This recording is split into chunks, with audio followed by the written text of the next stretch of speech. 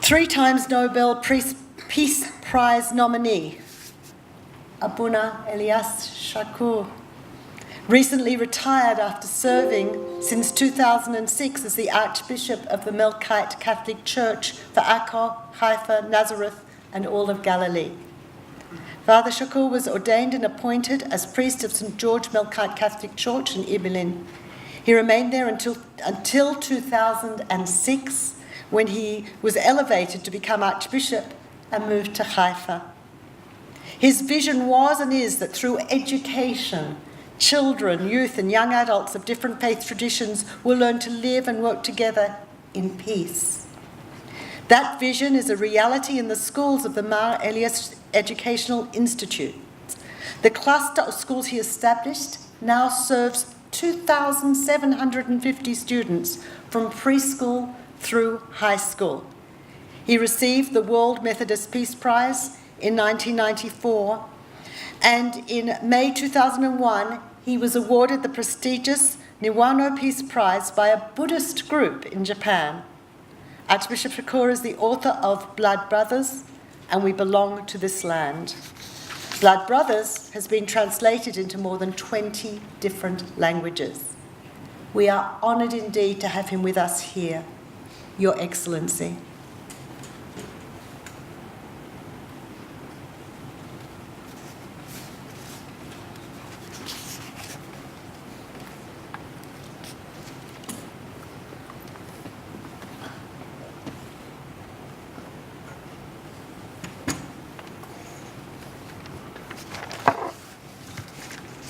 Good morning. Sabah al-Khair. Boker Tov. It's a very great honor for me to stand in your presence this morning here in this prestigious place, the Center of Notre Dame, Jerusalem. I meant to come and see you, to greet you. I was in the hospital. I left the hospital immediately to come and see you, and I'm returning back after I speak. You are very important for me. You are very important for me. You are those who hold the key of hope for our humanity here. Jerusalem is the center of so many things. God has given Jerusalem 9 times more problems, more difficulties than the whole world. And it's a pleasure to be with you. To speak about forgiveness, I cannot separate that from speaking about justice and about charity. These are bound together.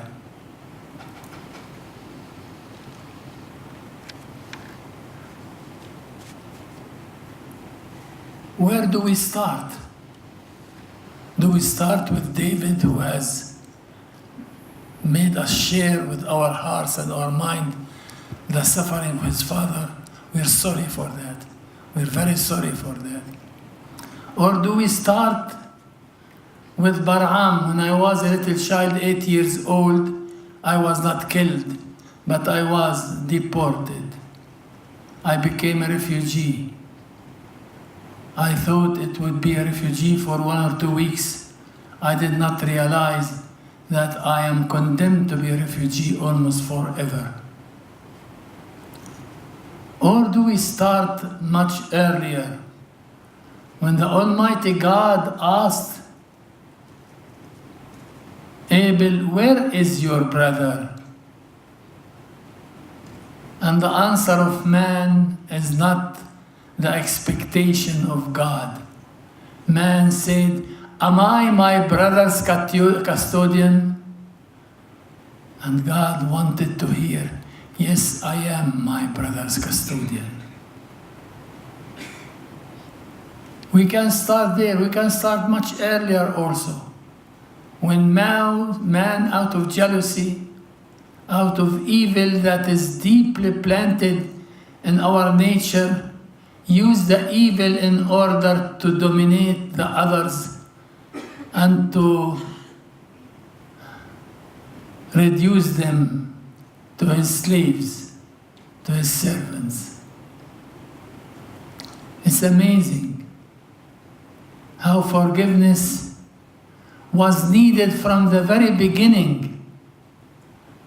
And forgiveness means, first of all, to recognize your own sin, your own mistake, your own murderous inclination. To recognize that humbly and to say, who am I? I have sinned, O Lord, forgive me. I think there where forgiveness should start. Not go to Auschwitz to preach to the Jewish children, oh, practice forgiveness. They would say, please go away. We don't need to hear your words. We need liberation, we need freedom. The same thing, the Palestinians in the refugees camps. They don't need a good preacher about forgiveness, about charity. They need someone to tell them, you have hope, you one day will be liberated from this situation of oppression. You will no more be the refugee. You will be also enjoying the land as being your land. It's here that we start reflecting on forgiveness. I myself, I have experienced the hard experience of being expelled from my home. After, I must say, we received the Jewish army with great joy. We gave them our beds, we offered them our food. And we stayed there 10 days. After that, they asked us to leave. What the reason was? State reason. I am so sorry. Whenever this term, state reason, is used in any Israeli situation, there is no state reason that can justify oppression. State reason should not be allowed or permitted in this country of promise. We were expelled from home. We lived under the trees. I remember that very well. It was not that bad, in fact. It was paradise for us children to spend the day going on the trees, up and down, eating the fruits of our trees, and then catching birds. That was so exciting. But after 1 week, it became boring. We needed to go back home. And there continued the tragedy which unfolded in the disappearance of all the fathers of families. They disappeared, we didn't know how. That was extremely painful. We moved from under the trees and lived in an abandoned home for a family who fled to Lebanon, which was nearby. And we waited to come back home. We made appeal to the Israeli justice. And the resolution was in our favor. These are good people. They have the right to return. But the army used its arms instead of using its humanity. And they refused to let us go back. Once, twice, 3 times. After that, I witnessed airplanes coming, we don't know where from, and started raining bombs and explosives on our homes and our church. The whole village was flattened down. We stood there and we started crying. You Jewish brothers and sisters, I love you. You don't know that that place has been named the Bar'am People Wailing Wall. We know the wailing at the Holy Wall, and we had our wailing wall as well. And things continued. We lived in a village under a military regime, forbidden to leave the village without any military written permit. That's all was okay, bearable. We did not die, thank God. And we asked, what should we do? We had the option, either to take stones and weapons and arms and go against this mighty army and be killed and maybe kill few of them and become criminals like those who deported us from our home. Do we need still to remember the atrocities we have passed through? But we don't want to be stuck in the past. The past is past, it is settled there. It cannot be changed, nobody can change it. The facts are there, registered in human history, in human memory, and we don't want to live in the past. It's so sorry. And we try to live in the present. But the present was so painful. Some among us try to imagine the future they want, and they lived in an illusionary world without having their feet on the ground. For myself, I decided to live in the moment, the present moment. It's from here that I go. My starting point is when I realized that I have something to do which is not the reaction to a previous action. This is where I was brought in a family that rejected absolutely every kind of violence. I told that story in my book, Blood Brothers. I mean the blood brothers are you Jews and me Palestinian. We are blood brothers. And the land does not belong to the Jews. It cannot belong to the Jews. It cannot either belong to the Palestinians. It's we Jews and Palestinians who have the responsibility to learn how we should belong to the land. And to belong to the land would be impossible without accepting that the other has also the right to say, I belong to the land. My second book is called We Belong to the Land. It's here that we received so many inspiration. We received the first Iraqi citizen, Abraham, coming from so far away. We received the prophets, who are not Jewish prophets only. They are our prophets, we Christians. The Psalms are not Jewish prayers. These are our daily prayers. When I'm sitting alone, I contemplate, I start reciting the Psalms as being the expression of my soul, of my breath, of my hope. We need to learn that we have so much in common, so much in common, and it's useless to deplore what happened in the past. It's much more instructive, much more positive to start thinking, how can I provide a better future for my children? We have lost enough children. We have made enough widows. We have so many handicaps, people, much more than we need. We need to stop that. And we need to look how the future could look better for both of us. And it is possible. And this is the hope we need to nurture. Forgiveness, for me, I'm inspired from the life of Jesus Christ. We Palestinian Christians, we are not such good philosophers, and we are somehow bad theologians. We don't care so much for that. We care much more to tell the story of our compatriot Jesus Christ. Our compatriot, the man from Galilee, the man from Nazareth. We are obsessed of telling his story.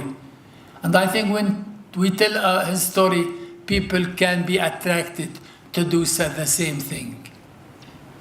And I would start with him from the very last moment of his life on earth, when hanging on the cross. He did not react to those who persecuted him. He just acted genuinely, as if he is starting just now. Father, forgive them, they don't know what they do. And this impossible, almost impossible human forgiveness, we are called to live it.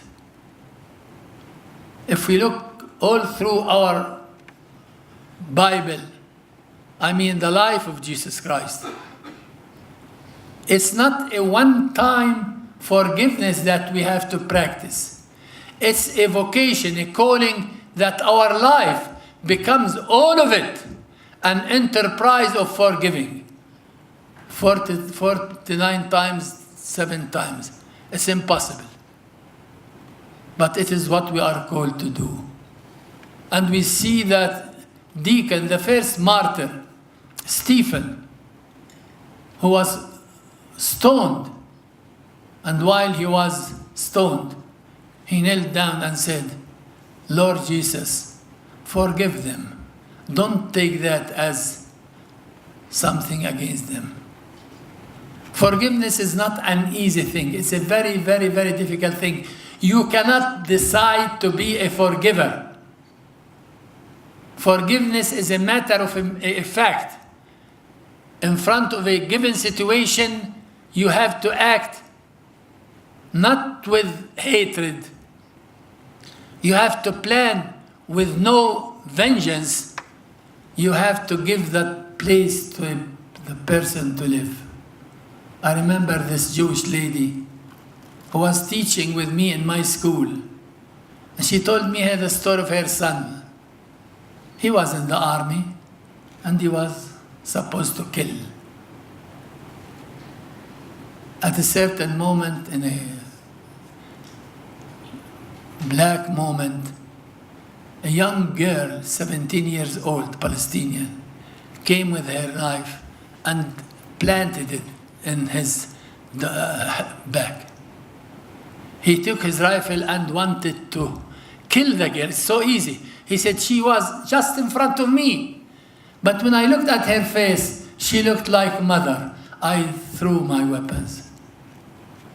When the mother told me that story, we both cried. We are in a land of mysterious contrasts. We need now some children of prophets to come and say, unless we change our attitude, unless we stop negating the rights of the other, the right of the Jew, the right of the Palestinian, unless we do that, like Isaiah said in his first chapter, we will be deported naked as when we were born from our mother. It's not easy to be a believer in God. You have to abandon everything, land, tradition, religion, everything. You have to be born again from above, from heaven. Forgiveness is a matter of choice, but forgiveness is a mission that's given to all those who want to be children of God. I must tell you that sometimes we fall into that trap. Whenever there is an act of violence from one side, we use all that side, we label it as terrorist. Palestinian blows himself somewhere for many reasons. He is no more a person as the Palestinian terrorists. I want you to know, please, I know what I say is not usual. Every Palestinian killed, no matter what for, is considered as a martyr by his relatives and his people. And every Jew who is killed is considered as a hero by his people. And who is right, who is wrong? Both are right because both are deeply wrong. It is important to go to the starting point to recognize that the other is the image and the likeness of God. And the dignity of a human being is above all interest, above land, above nation. Human being is much more important than any other consideration. We Palestinians often need to learn that. I think my Jewish brothers and sisters do not need less to learn that. Forgiveness is very bound to charity and to justice. Where do we start? With justice, with forgiveness, with charity? It's confusing. I think we need to first reject living in the past, in the trauma of the past. It's no more ours. It's painful for us. No one can invite the Jews to forget what happened in the concentration camps. No one. But I can ask my Jewish brothers to be generous enough and to refuse reproducing any of that on any other person, mainly the Palestinians. We are your brothers. We want you to be our brothers. We don't want you to be our guests in Palestine. We want you to be our partners. We want to be your partners. We want to have the possibility to live, the possibility to educate our children, and to contribute building this country together with the Jews. It's here that forgiveness starts. You allow me to stop here because I have to go somewhere else now. I hope to see you again some other time. Thank you.